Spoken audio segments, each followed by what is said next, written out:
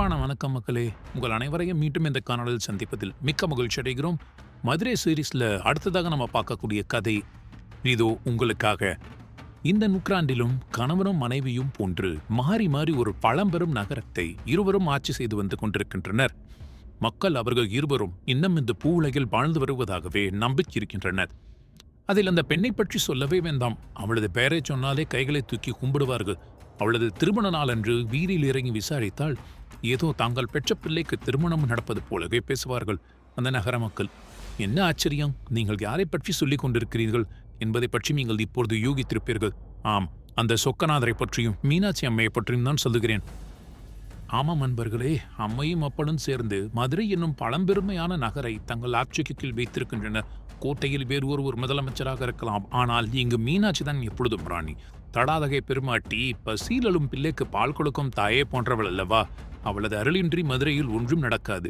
இத்தனை புகழ்களை மட்டுமே கொண்டுள்ளவள் அவள் அல்ல, மதுரை மீனாட்சி அம்மன். அவளை பற்றி நிறைய பேசுவதற்கு உள்ளது. அதனால்தான் நாம் அவளது வரலாற்றை சற்று திரும்பி பார்க்க வேண்டும். என்ன சொல்றீங்க மக்களே? மீனாட்சி அம்மன் வரலாற்றை பற்றி தெரிந்து கொள்வோமா? வாங்க கதைக்குள்ள போவோம். பாண்டிய குல தோன்றல் மலையத்துவஜ பாண்டியர் கடம்பமணம் என அழைக்கப்பட்ட மதுரையை ஆட்சி செய்து வந்தவர். இவரது மனைவி அரசி காஞ்சனமாலை. அவள் முந்தைய பிறவியில் பார்வதி தேவியிடம் ஒரு வரம் பெற்றிருந்தாள்.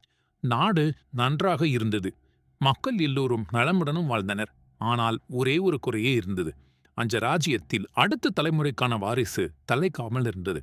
ஆம், மலையத்துவ ராஜனுக்கும் அரசி காஞ்சனமாலைக்கும் எல்லைப்பேறு இல்லாமல் இருந்து வந்தது. இதனை எண்ணி மலையத்துவ பாண்டியன் வளமுறை வருத்தத்திலும் துயரத்திலும் இருந்து வந்தார். அந்த நேரத்தில்தான் காஞ்சனமாலை தான் பெற்றிருந்த அந்த வரத்தை பற்றி நினைவு கூர்ந்தார். ஆம், முந்தைய பிறவியில் பார்வதி தேவியே தனக்கு மகளாக பிறக்க வேண்டும் என்று அவள் ஒரு வரத்தை பெற்று வைத்திருந்தாள். உடனே மலையத்துவஜ பாண்டியனும் காஞ்சனமாலையும் பரமசிவனையும் பார்வதியையும் நினைத்து ஒரு மிகப்பெரிய யாகத்தை நடத்தினர். அந்த யாகத்தின் பலனாக அக்னியிலிருந்து ஒரு பெண் குழந்தை தோன்றினாள். அந்த குழந்தையை அரசரும் அரசியும் ஆழ்ந்த பாசத்துடன் பெற்றுக்கொண்டனர். அந்த குழந்தையை தங்களது கரங்களில் எடுத்துக்கொண்ட அரசரும் அரசியும் அதனை பார்த்து பெரும் ஆச்சரியத்தில் உடைந்தனர். ஏனெனில் அந்த பெண் குழந்தை 3 மார்பகங்களுடன் பிறந்திருந்தாள். சிறிது நேரத்தில் வானிலிருந்து ஒரு அசரீரிய ஒளி ஒலித்தது. அந்த குரல் பேசத் தொடங்கியது. மகன்களா, மகளே, இந்த பெண் குழந்தையை நீங்கள் கல்வி, வீரம், வளர்ச்சி, அரசியல், போர்க்கலை என அனைத்திலும் சிறந்து விளம்புகளாக வளர்த்தெடுக்க வேண்டும்.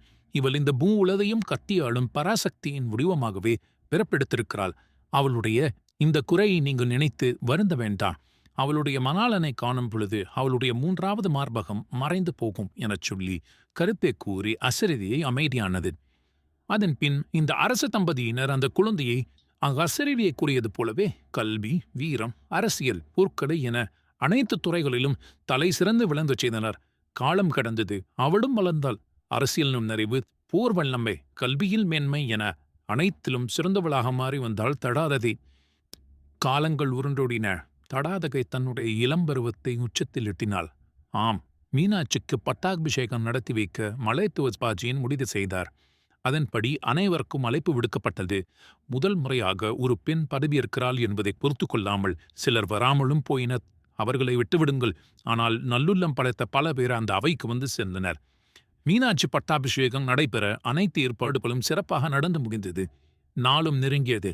அரண்மனையில் பாண்டிய மணிமுகுடமும் வீரவாளும் முத்து மாலையும் பாண்டியர்களுக்கே உளித்தான பல பொருட்களும் அவையில் வைக்கப்பட்டிருந்தது.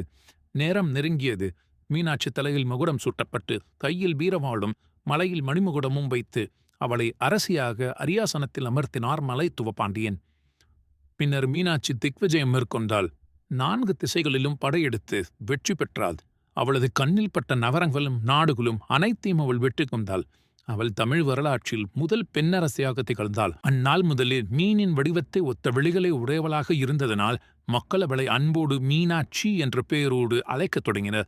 அன்றைய தினம் தொட்டு இன்றைய தினம் வரை அவளை மீனாட்சி என்றே மக்கள் அனைவரும் அன்போடு அழைத்து வருகின்றனர். அந்த வகையில் மீனாட்சி தேவியானவள் திக்விஜய யாத்திரையை முடிவுக்கு கொண்டு வந்தாள். அவள் வென்று அடைந்த வெற்றி அனைத்தும் சாதாரணமானதல்ல. இறுதியாக அவளுக்கு ஒரு எண்ணம். நாம் ஏன் கைலாசத்தை கைப்பற்றக்கூடாது என்ற எண்ணத்தில் அவள் தன்னுடைய படைகளை திரட்டிக்கொண்டு அவ்வழியே நோக்கி புறப்பட்டாள்.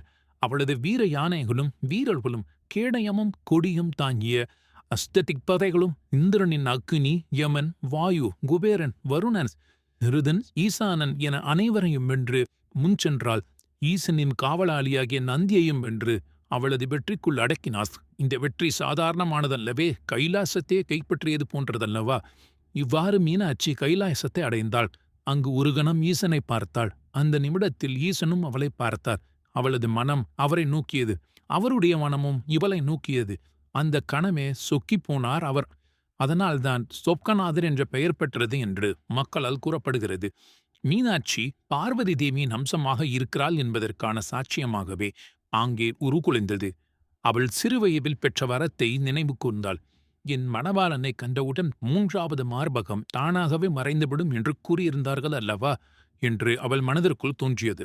ஆம், அந்த வரம் தற்சமயம் பயன்பட்டுவிட்டது. அது நிறைவேறிவிட்டது என்றுதான் நாம் சொல்ல வேண்டும். அடுத்த நிமிடம் அந்த கணம் ஈசனின் பார்த்தவுடன் அவளது 3வது மார்பகம் மறைந்தே போனது. அந்த நிமிடத்தில்தான் மீனாட்சி உணர்ந்தாள், இந்த உலகையே கட்டியாளும் ஈசனே தன் மணாளன் என்று. பாண்டியரின் கொடியிலும் கோபுரத்திலும் உறையும் மதுரையின் பெருமையை கொண்டவள். தெய்வீக தோற்றத்துடன் வந்தவள் மீனாட்சி அம்மை. வீரத்தில் பாண்டிய குலத்தினை உயர்த்தி நிறுத்தியவள். போர்க்களத்திலும் பூஜை களத்திலும் பவனி வரும் அவள். மீனாட்சியாகிய அவள் திக்விஜயத்தை இனிதே முடிவடைத்துக் கொண்டாள். கைலாசத்தில் சிவபெருமானை பார்த்த அவள் அந்த ஒரு பார்வை பூமியில் கல்யாணத்திற்கான ஒரு புதிய வரையறையை வைத்தது. அப்பொழுதே சிவபெருமான் ஒரு வாக்குறுதியை அளித்தார். வந்தேனடி மீனாட்சி, சோமவார தினத்தில் உன் கரங்களை நான் பிடித்துக் கொள்வேன் எனச் சொல்லி வாக்குறுதியை அளித்தார்.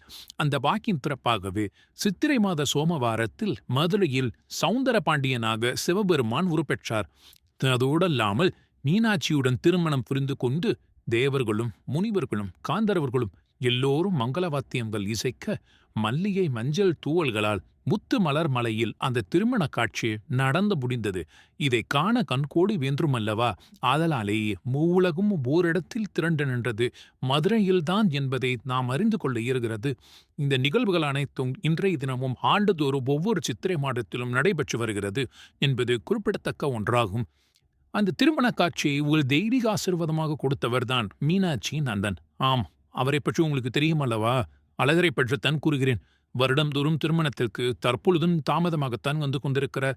இன்றைய தினமும் மதுரை சித்திர திருவிழாவில் மிகப்பெரிய கதாநாயகனாக திகழ்பவர்தான் அழகர். ஆம், அவர் வைகை ஆற்றில் இறங்கக்கூடிய அந்த நிகழ்வு அழகர் வைபவ திருவிழா என்றும், வைகை ஆற்றில் அழகர் இறங்கக்கூடிய திருவிழா என்றும் மக்களால் அனைத்து வகையான பெயர்களைக் கொண்டும் அழைக்கப்பட்டு வருகிறது. இன்றைய தினம் வரை அந்த நிகழ்வு ஒரு நினைவை நினைவுபடுத்துகிறது. இவர்கள் இருவருக்கும் திருமணம் நடைபெற்றது என்பதைத்தான். அந்த நாள் முதல் இன்று வரை ஒவ்வொரு ஆண்டும் சித்திரை மாத சோமவாரதானன்று மதுரையில் சுந்தரேஸ்வரர் அவரது கண்ணாலேயே காதலித்த தடாதரை கண்ணீருடன் திருமணம் செய்து கொள்கிறார். இந்த திருமணத்தை இன்றும் உலகில் இருக்கக்கூடிய தேவர்களும் ரிஷிகளும் பக்தர்களும் மக்களும் என அனைவரும் கண்கூட காண்டு தங்களுடைய மனதை இன்பமடைய செய்து கொள்கின்றனர். நகரமெங்கும் வண்ண மலர்களால் அலங்கரிக்கப்பட்டிருக்கும், வீதியெங்கும் வண்ண கோலங்களால் அலங்கரிக்கப்பட்டிருக்கும், அனைத்து மங்கள இசையனுடன் நிகழும். இதைத் தொடர்ந்து மீனாட்சியும் சுந்தரேஸ்வரரும் திருக்கல்யாண பந்தலில் எழுந்தருவர். அந்த தருணத்தில் பெண்கள் தங்கள் கழுத்தில் இருக்கும் மாங்கல்யத்தை மாற்றிக்கொள்கின்றனர். அந்த அளவுக்கு அந்த திருமணமே தங்கள் வாழ்க்கையின் நம்பிக்கையால், அவளுடைய கல்யாணமே தங்கள் கல்யாணத்தின் அர்த்தமாய் நிறுவப்படுகிறது என மக்கள் இந்த செயல்களை செய்கின்றனர். இந்நிகழ்வுகள் அனைத்தும் முடிந்த பின் நகரம் முழுவதும் மகிழ்ச்சி சத்தங்கள் ஒலிக்கின்றன. வந்த பெருமக்கள் அனைவரும் பந்தியில் கல்யாண சாப்பாடு வழங்கப்படுகிறது. வானமெங்கும் வாசனை, வீதி எங்கும் வெண்தோரணம், மனமெங்கும் விரைவு. அதற்கு பிறகு மொய்ப்பணமும் பெறப்படுகிறது. கடந்த தலைமுறையினரும் புதிய தலைமுறையினரும் இதை ஒரு மறக்க முடியாத நிகழ்வாக நினைவு கூர்ந்து வருகின்றனர். மீனாட்சி முதல் பெண்ணரசியாக வல்லவா இருந்தால், மதுரையை ஆண்டவள் தன் செல்வாக்காலும் தன்னம்பிக்கையாலும் தெய்வீகத்தாலும் சென்றடமெல்லாம் வெற்றி கொடை நாட்டியவள். அவள் கைலாசத்தையே வென்று காட்டியவள் என்று மக்களால் கூறப்படுகிறது. இந்த ஈசனை பூமிக்கே இழுத்து கொண்டு வந்து விட்டாளே, அதனாலே தான் பெண்கள் இவளை பார்த்து தைரியம் கொள்கிறார்கள். நம்மாலும் முடியும் என்னும் நம்பிக்கையும் அவர்களுக்கு உருவாகிறது. இவளது அருள் இருந்தால் எதையும் சாதிக்க முடியும் என்னும் தாயும் தந்தையுமாய் இன்றைய தினம் வரை நம்மை காத்தரச் செத்து வருகின்றனர். மீனாட்சி சுந்தரேஸ்வரர் என மக்களுக்காக அவர்கள் காட்சியளித்து வருகின்றனர். அவை மீனாட்சியின் வெளியில் இருக்கக்கூடிய அன்பும் சொக்கநாதரின் பார்வையில் இருக்கக்கூடிய ஆசீர்வாதமே போதும். இதுவே நம் வாழ்க்கையின் ஏற்றத்திற்கு ஏற்றிக் கொண்டு சென்றுவிடும் என்று அனைவராலும் நம்பப்படுகிறது. அந்த நம்பிக்கைக்கு மிகப்பெரிய வலிமை ஒன்று இருக்கிறது. அதை நான் நம்பித்தான் ஆக வேண்டும். அதனாலே தான் இத்தனை காலங்கள் தொட்டும் மதுரையில் இருக்கக்கூடிய அந்த நகரமானது செழித்தொழிஞ்சி வளர்ந்திருக்கிறது. அது மட்டுமல்ல, ஒவ்வொரு ஆண்டு சித்திரை திருவிழாவும் தொடர்ந்து நடைபெற்றுக் கொண்டே இருக்கிறது அல்லவா? இது ஒரு ஆன்மீகத்தின் தொடர்ச்சியாக மட்டுமல்லாமல் வரலாற்று பிணைப்பும் இருக்கிறது என்பது இங்கு உச்சபட்ச நம்பிக்கையாக இருந்து வருகிறது. சரி மக்களே, இவ்வளவு நேரம் இருவருக்கும் எப்படி திருமணம் நடைபெற்றது என்பதை பற்றி காண்போம். அந்த வகையில மதுரை மீனாட்சி அம்மன் கோவில் எப்படி வந்தது என்பதை பற்றி நாம் தற்பொழுது காணுவோமா? நிச்சயமாக இதை ஸ்கிப் பண்ணாம முழுசாக பாருங்க மக்களே. மதுரை மீனாட்சி அம்மன் கோவில் எழும்பிய வரலாறானது மதுரை நகர் அழகு, ஆன்மீகம் மற்றும் அரசியல் அர்த்தம் என அனைத்தையும் தாங்கி நிற்கும் ஒரு பழமையான மண்ணாகும். மீனாட்சி அம்மன் திருக்கோவிலானது அது ஒரு கட்டடக்கலை மட்டுமல்ல, அது ஒரு வரலாற்றின் வெண்கொடை. 13ஆம் நூற்றாண்டை ஒட்டிய காலகட்டத்தில் இக்கோயில் கட்டடத்தின் அடிப்படையில் வடிவம் உருவானதாக சான்றுகள் கூறுகின்றன. பட்டை போன்ற அலங்கார வேலைப்பாடுகளும் ஆண்டியர்களின் தங்களுக்கே உரித்தான சிற்பக்கலை நுட்பமும் நாயக்கர்களின் கட்டிடக்கலைத்துவமும் இந்த கோவிலில் ஆங்காங்கே காணப்பட்டுக் கொண்டுதான் வருகின்றன. சமீபத்திய சில கல்வெட்டுக்களும் அதை தெளிவாக குறிப்பிட்டு வருகின்றன. அந்த வகையில் முதலாக இந்த கோவில் தோன்றுவதற்கான தொடக்கப்புள்ளி மாடவர்மன் காலத்திலேயே வைக்கப்பட்டிருக்கிறது. கிபி 1190ஆம் ஆண்டு முதல் 1216ஆம் ஆண்டு வரை மதுரை அந்த ஜடாவரம் குலசேகர பாண்டியன் காலத்தில்தான் கல்லால் ஆன கோவில் கட்டப்பட்டிருக்கின்றன. அதற்கான சில பகுதிகள் அந்த காலத்திலேயும் கட்டப்பட்டிருக்கின்றன என்று வரலாற்று ஆவணங்கள் தெரிவிக்கின்றன.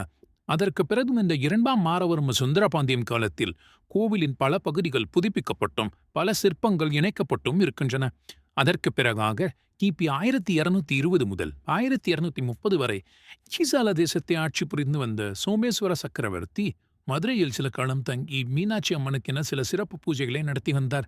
அவர் கோவிலுக்கென்று தன்னுடைய பங்கிற்காக ஏதேனும் செய்ய வேண்டுமே எனச் சொல்லி கோசாலை ஒன்றை அமைத்துக் கொடுத்தார்.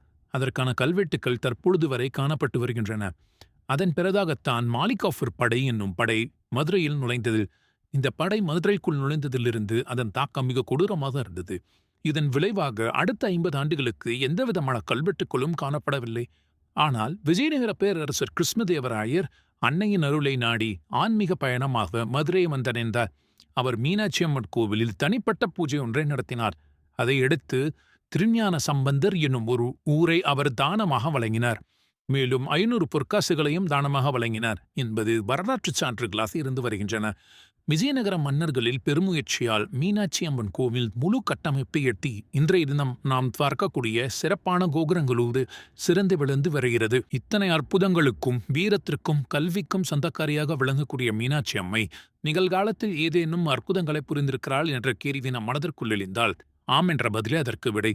1877ஆம் ஆண்டு ஆங்கிலேயரின் வசம் இருந்தது மதுரை.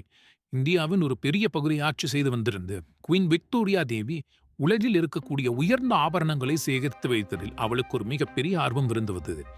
அதனால் தன் கணவரிடம் சொல்லி உலக புகழ்பெற்ற பல வைர நகைகளையும் பைடூரிய நகைகளையும் தன் அலமாரியில் வைத்துக் கொண்டிருந்தாள். ஒரு நாள் அவள் மதுரை அரசர்களின் மகத்தான தேவியாம் மீனாட்சி அம்மனின் நகைகளை பற்றியும் கேள்விப்பட்டாள். ஆம், அதனை பற்றி கேள்விப்பட்டவுடன் அவள் அவற்றை லண்டனுக்கு கொண்டு வர அனைத்து ஏற்பாடுகளையும் செய்தாள்.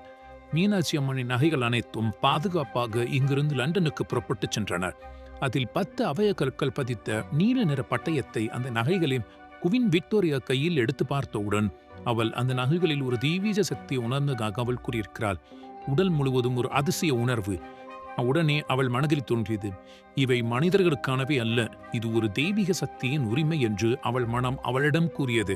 இதன் விளைவாக உடனடியாக எந்தவிதமான தாமதமும் இன்றி அந்த அபயக்கற்கள் பதிக்கப்பட்ட அந்த பட்டயத்தை பாதுகாப்பாக மீண்டும் மதுரைக்கு அனுப்பச் செய்தாள்.